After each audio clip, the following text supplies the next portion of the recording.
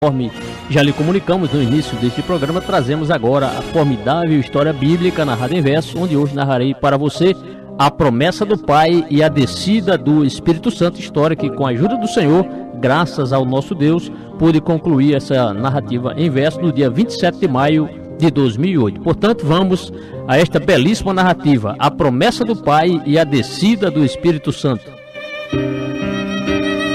Depois de ter padecido naquela terra de judeus, Jesus se apresentou vivo com infalíveis provas aos seus, e por espaço de 40 dias falou-lhes do reino de Deus. Determinou que seus discípulos de Jerusalém não se ausentassem, mas que a promessa do Pai todos eles a esperassem, portanto na tal promessa aguardando ali ficassem. Porque a bem da verdade com água batizou João, mas dentro de poucos dias batizados vocês serão com o Espírito Santo, fez Jesus a afirmação.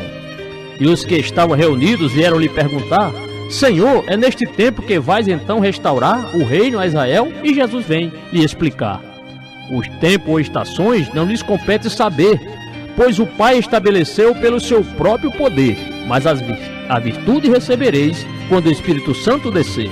E ser-me-eis testemunhas, tanto em Jerusalém, como em toda a Judéia e Samaria também, e até os confins da terra, disse Jesus, nosso bem. E quando dizia isto, subiu o Filho de Deus, sendo elevado às alturas perante os olhos dos seus, e uma nuvem o encobrindo, deixou a terra dos judeus. E estando com os olhos fixos, vendo ao céu Jesus subir, eis que junto dos discípulos 2 anjos aparecem ali, vestidos ambos de branco, numa brancura de reluzir. Galileus, porque vocês para o céu olham daqui? Esse Jesus foi recebido, mas um dia há de vir, e voltará da mesma forma como o viram subir. Os discípulos dali voltaram para a cidade de Jerusalém, deixando o Monte das Oliveiras, que não estava muito além do caminho de um sábado que foi medido por alguém. Subindo eles ao cenáculo, local da habitação de Pedro, Tiago e Tomé, André, Filipe e João, Bartolomeu, Mateus e Judas, e o outro Tiago e Simão.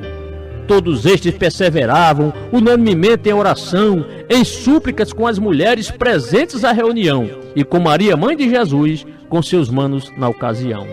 E levantando-se Pedro perante os seus ouvintes, pois a multidão junta era de quase 120, falando ali para todos, dizendo o seguinte: Irmãos, era necessário que a Escritura se cumprisse, pois pela boca de Davi o Espírito Santo predisse a respeito de Judas, e o apóstolo ainda disse: porque ele serviu de guia aos que fizeram a prisão de nosso Senhor Jesus, e como um dos nossos então, nesse mesmo ministério, teve ele participação.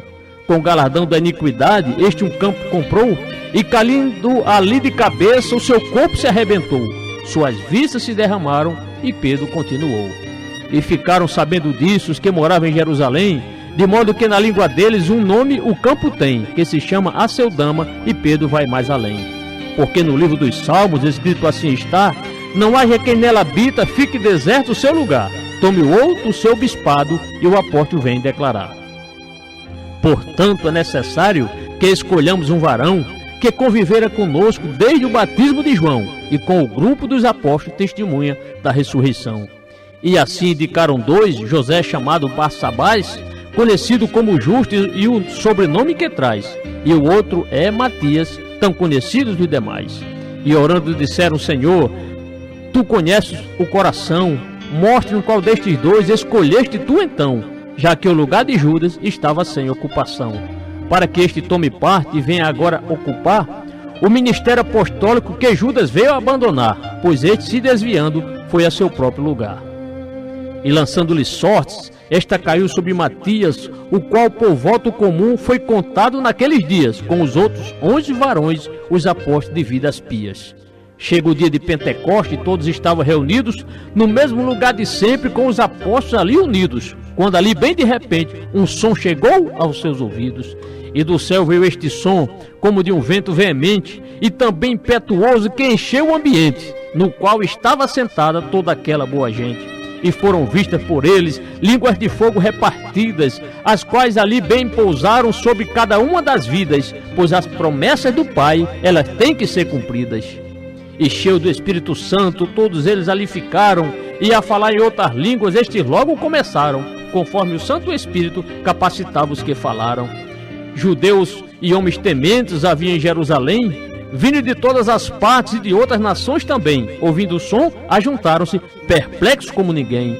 Pois correndo aquela voz, cada um ouvia falar em sua própria língua o idioma de seu lugar, de modo que a multidão, atônita, veio ali ficar. E todos maravilhados perguntavam aos judeus: estes homens que estão falando não são todos galileus? E como é que em nossa língua ouvimos falar os seus? Partos, medos e elamitas, e os que também habitavam na Mesopotâmia e Judéia, e os que no Ponto moravam, Capadócia, Frígia e Ásia e da Panfilha se contavam. Egito e parte da Líbia, e Cirene ali vem citar, também gente lá de Roma, cretenses e árabes a somar, pois das grandezas do Senhor em sua língua ouvem falar. O que isso significa? Falaram alguns, não entendendo, mas outros diziam zombando: de monstro estão se enchendo. Mas Pedro, pondo-se em pé, com os 11 foi discorrendo: homens daqui da Judéia e os que de Jerusalém são, deixe-me explicar isto, ouça-me com atenção. Estes homens não estão bêbados, conforme a vossa acusação. Ainda são 9 horas da matina desse dia. Ao contrário, isto é o que foi dito por profecia pelo profeta Joel. Assim Pedro se defendia. Nos últimos dias, diz Deus, derramarei uma porção do meu Espírito sobre todos, e eis que profetizarão os seus filhos e as suas filhas. E Pedro prossegue o sermão. Os jovens terão visões, e os velhos sonhos terão, e sobre todos os meus servos e as servas que minhas são, derramarei do meu Espírito, e naqueles dias profetizarão. E o apóstolo ali prossegue no seu discurso eficaz: mostrarei no céu prodígios e embaixo da terra sinais, sangue, fogo e vapor. E disse Pedro ainda mais. Disse ele que o sol em trevas se tornará, e a lua em sangue, antes que possa chegar o grande dia do Senhor, e quem o invocar salvo será. E Pedro continuou dizendo àqueles judeus que Jesus o Nazareno fora aprovado por Deus, e com prodígios e sinais que ele fez entre os seus. Este homem lhe foi entregue por propósito determinado, e presciência de Deus por vós foi crucificado, pois pelas mãos de injustos fora ele então matado. Mas dos mortos o Senhor Deus a ele ressuscitou, pois solta as ânsias da morte, e isso o impossibilitou de que fosse retido por ela. E o apóstolo continuou. Continuou Pedro a falar naquele sermão comprido, dizendo que o rei Davi não ficara comovido, e vendo Deus à sua direita, cria estar bem protegido. Por isso o meu coração com alegria está, e a minha língua exulta, pois o meu corpo repousará, e minha alma no Hades corrupção não terá. Já os caminhos da vida tu me fizeste conhecer, e na tua santa presença de júbilo vieste me encher. E as tais palavras de Davi Pedro vem esclarecer. Sendo, pois, Davi profeta, tinha o pleno conhecimento de que Deus lhe prometera sob a forma de juramento, que um dos seus descendentes sobre o trono teria assento. Prevendo isto, falou do Cristo e da ressurreição, dizendo que a sua alma no Hades não ficou não, nem tampouco a sua carne sofrera corrupção. E todos fomos testemunhas que Deus o ressuscitou, de sorte que exaltado à destra de Deus ficou, e recebendo o Espírito Santo aos que nos falam o derramou. Porque o próprio Davi, que ao céu não fora levado, todavia ele mesmo deixou deveras registrado, que aos inimigos do seu Senhor Deus os poria por estrado. Portanto, que todo Israel fique bem ciente disto, que a quem crucificaram, Deus os fez Senhor e Cristo, e Pedro chama-o de Jesus, o nome por ele bem quisto. E ouvindo ele isto, entraram em grande aflição, e chegando-se junto de Pedro e aos apóstolos na ocasião, e para os tais ali perguntam: que faremos nós então? Disse Pedro: arrependam-se, e cada um de vocês seja em Cristo batizado, pois perdão assim tereis, e o dom do Espírito Santo com certeza recebereis. A promessa é para todos, para os filhos que vocês têm, para os que são de perto e para os que estão além, para todos quanto o Senhor, o nosso Deus, chamar também. Com muitas e outras palavras, Simão Pedro os advertia, o qual, pregando com poder e com veemência, insistia, pois se dirigindo a todos, no final assim dizia: salve-se desta geração que corrompida já está. E os que aceitaram a palavra vieram logo a se batizar. Daí quase 3.000 pessoas vieram se agregar. E perseveravam na doutrina dos apóstolos e na comunhão, e na área filantrópica na partilha do seu pão, e ninguém jamais deixara de fazer a sua oração. Havia temor em todos, pois maravilhas e sinais se faziam pelos apóstolos que, unidos cada vez mais, tinham tudo em comum, e isso era quanto mais. Até suas propriedades e fazendas repartiam, segundo as necessidades que entre eles surgiam, e com isso os discípulos cada vez mais se uniam.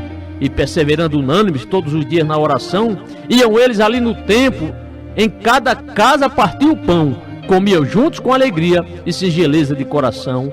Caindo na graça do povo, a Deus estavam louvando, e todos os dias o Senhor, a igreja estava acrescentando os que se haviam de salvar, pois Ele estava os chamando. Eu digo amém.